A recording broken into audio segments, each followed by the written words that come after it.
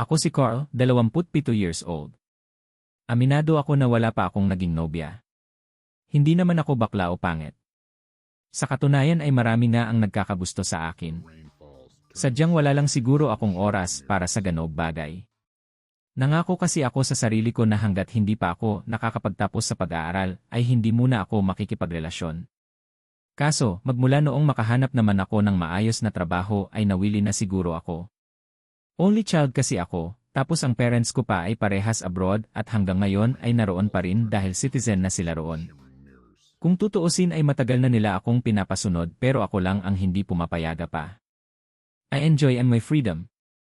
Palagi ko kasi nakikita iyong mga kaibigan ko sa tuwing nagkakayayaang mag-inuman at mag-clubbing ay hindi pinapayagan ng mga girlfriend nila. Ending, hindi sila nakakasama. Kaya naisip ko na sakit sa ulo lang ang girlfriend. Bata pa naman ako. Kung dadating naman siya ay dadating siya. Hanggang isang araw ay nagjo-jogging ako sa loob ng subdivision na tinitirahan ko.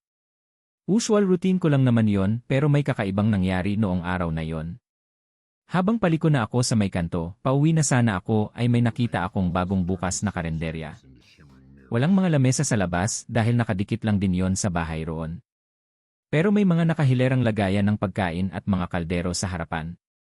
May mga nakita nga akong nakapilang mga tao roon na siguro ay pumipili ng bibilhin. Biglang kumalam ang tiyan ko noong maamoy ko ang lutong pagkain. At tutal nakakatamad na rin naman nagluto pa dahil papasok pa ako ng trabaho ay naisipan kong bumili na lang doon.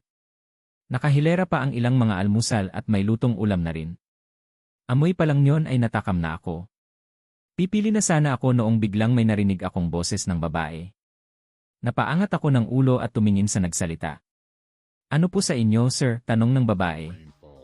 Malapad ang mga ngiti niya sa akin at namumungay ang mga mata. Simpleng sando at shorts lang naman ang suot niya. Niwalang ang suot na kahit na anong kolorete sa mukha, pero grabe. Sa unang pagkakataon ay natulala ako dahil sa isang babae. Ang ganda kasi ng mga mata niya na para bang nangungusap. Medyo overacting na pero iba talaga siya. Sir, tawag ulit nito. Bigla akong bumalik sa sarili at mabilis na napaiwas ng tingin. Ramdam ko na ang pamumula ng tainga ko kaya bigla akong nahiya sa sarili. Ganito pala ang kinikilig. Isang order na lang ng spaghetti at nitong puto, miss, ani ko, na nauutal pa dahil sa sobrang bilis ng tibok ng puso ko. Mas malala pa ito kaysa kanina noong tumatakbo pa ako. Agad na inasikaso ng babae ang order ko. Pagkatapos ay inabot niya yon sa akin nang nakangiti pa rin. Napalunok pa ako bago yon kuhain sa kanya at iaabot ang bayad ko. Noong magkadikit pa ang mga palad namin ay parang nakuryente pa ako. Pagkatapos noon ay nagmamadali na akong umalis. Hindi ko na nga nakuha ang sukli ko dahil sa pag-aalala na baka kung ano pa ang masabi at magawa ko sa harapan niya.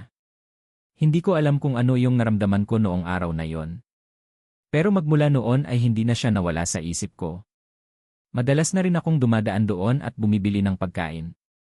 Pati baon ko sa opisina ay doon na ako bumibili. Isang buwan ata noong nagkaroon ako ng lakas ng loob na kausapin siya. Nagkataon kasi na ako lang ang bumibili noong mga oras na yon. Nakita ko rin na siya lang ang tao sa tindahan nila. Miss, isang order nga nitong menudo. Agad na tumayo ang babae at inasikaso ang order ko. Pasimple ko siyang tinitingnan habang ginagawa niya yon. Kagaya noong mga nakaraang araw, maganda pa rin siya. Pero may kakaiba ngayon dahil hindi siya nakangiti. Parang ang malungkot pa ito. 80 po, ani niya. Inabot niya sa akin ang supot ng order ko. Hindi ko agad kinuha yon. Tiningnan ko pa siya bago kumuha ng ibabayad ko. Okay ka lang, miss? Bakit parang malungkot ka? Tanong ko habang nakatingin sa wallet ko. Pag-angat ko ng ulo ay nakita ko ang gulat sa mukha niya. Pero mabilis iyon nawala at napalitan ng pilit ng ngiti. Po.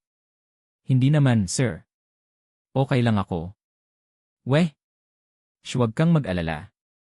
Masarap naman luto nyo. Ikaw ba nagluluto? Ha? Hindi inanay ko. Pero ito. Ako ang nagluto. Wala kasi si nanay. Nasa hospital. Napatango pa ako dahil sa sagot niya. Kaya pala parang malungkot siya. May sakit. Inatake sa puso kagabi. Kailangang operahan. Muli ay nakita ko ang matinding lungkot at pag-aalala sa mukha niya. Ganoon ba? Baka may maitulong ako. Namilog ang mga mata niya. Naku, sir. Hindi na. Sobrang laking tulong na nitong pagbili mo sa akin ngayon. Bigla rin kasing tumumal ngayong araw. Kaya salamat po. Alam mo, sige na. Heto.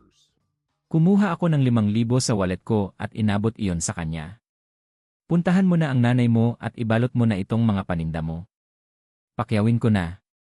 Halos mapanganga siya dahil sa sinabi ko. Po. Seryoso ka, sir? Na, miss? Sige na. Kulang pa ba ito? Dagdagan ko pa. Naku, sobra na yan, sir. Wait lang po. Ibabalot ko lang po, ha? Napangiti ako bigla noong makita kong ngumiti na rin ulit siya. Muli ay nakita ko ulit iyon. Bigla rin siyang naging masigla kaya sobrang proud ako sa sarili ko noong makita kong ganoon siya. Nalaman ko rin na ang pangalan pala niya ay Jenna.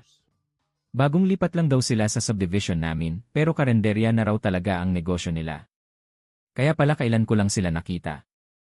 Noong araw na iyon ay maagang nagsara si Jenna. At bigla rin ako nakapagpakain sa mga katrabaho ko. Magmula noon ay palagi na kaming nagkakausap ni Jenna. Palagi niyang sinasabi sa akin ang kalagayan ng kanyang ina. Naging mabuti ang kalagayan nito noong una at hindi na kinailangan pang operahan. Muli niyang nagbukas ang karenderya nila at ang nanay na ulit nito ang nagluluto. Kaya nagkaroon ako ng pagkakataon na tanungin kung pwede akong manligaw sa kanya. Noong una ay nakita ko ang pag-aalinlangan kay Jenna. Pero kalaunan ay pumayag din ito. Nanligaw ako sa kanya. Habang tumatagal ay nakikita ko kung gaano siya kasimple at kabait. Ibang-iba talaga siya sa mga babaeng nakakasalamuha ko kaya mas lalong lumalim ang nararamdaman ko sa kanya. Isang araw ay bigla niyang sinabi na may importante raw siyang sasabihin. Na-excite ako kasi feeling ko ay sasagutin niya na ako. Pero nangyari ang hindi inaasahan. Gabi na noon, ready na sana ako sa pagkikita namin ni Jenna. Noong bigla siyang tumawag sa akin. Carl. Tulong, please. Bigla akong kinabahan. Obvious kasi ang pagkataranta at takot sa boses ni Jenna. Anong nangyari? Si Mama. Inatake ulit. Please. Puntahan mo kami. Hindi na ako sumagot pa. Halos paliparin ko na ang kotse ko makauwi lang kami. Pero hindi pa man ako nakakapasok sa gate ng subdivision ay muling tumawag si Jenna. Nasa ospital na raw siya at doon na lang daw ako dumiretso. Jenna. Agad kong nilapitan si Jenna noong makarating ako sa ospital. Yumakap siya sa akin habang iyak ng iyak. Carl, si Mama. Sabi ng doktor kailangan na siya maoperahan talaga this time. Hindi na raw kaya ng gamot. Halos madurog ang puso ko dahil sa sinabu ni Jenna. Masakit din para sa akin makita na nasa ganoong kalagayan ang mama niya. Naging mabait din kasi sa akin si Tita Tess. Sa katunayan ay kay tita nga ako unang nagpaalam na manliligaw ako kay Jenna. Boto siya agad sa akin pero ang anak pa rin daw niya ang magdedesisyon. Huwag lang mag-alala. Makakaya ni tita yan, okay? Hindi na sumagot pa si Jenna. Nanatilin lang siyang nakayakap sa akin habang iyak ng iyak. Hindi man niya sabihin pero kita ko na nangailangan siya ng malaking pera. Kamamatay lang din daw kasi ng tatay niya dahil sa sakit. Kaya lahat ng savings nila ay naubos din. Kung hindi nga lang daw nag-grant sa kanila ang bahay nila noong mamatay ang tatay niya ay wala na rin sana sila matitirahan. Ilang beses ko rin sinabi na magbibigay ako ng tulong pero madalas niyang tanggihan. Nahihiya raw kasi siya at baka iba raw isipin ko. Bukal naman sa loob ko yon at sa tingin ko naman ay hindi mapagsamantalang tao si Jenna. Pero ayaw niya talagang tanggapin. Sabi niya ay may pera na raw siya kaya okay na raw sila. Kaya hindi na ako namilit. Ikalawang araw na naka-confine si Tita Tess ay dumalaw ako sa ospital. Pero hindi ko nakita roon si Jenna. Si Jasmine lang ang nandoon, bunso niyang kapatid. High school pa lamang ito. Tinanong ko kung nasaan ang ate niya pero nagpaalam lang daw ito na may asikasuhin lang. Kaya umalis na rin ako at naisip na babalik na lang bukas ng umaga. Sinubukan ko pang tawagan siya pero hindi ito sumasagot. Noong gabing iyon ay bigla ring nagkayayaan ang mga kaibigan ko na mag-clubbing. Ayaw ko sana dahil nag-aalala pa rin ako kay Jenna. Pero dinaanan pa nila ako sa bahay, kaya wala na akong nagawa kundi sumama. May bagong club na bukas, pire. Doon tayo pumunta.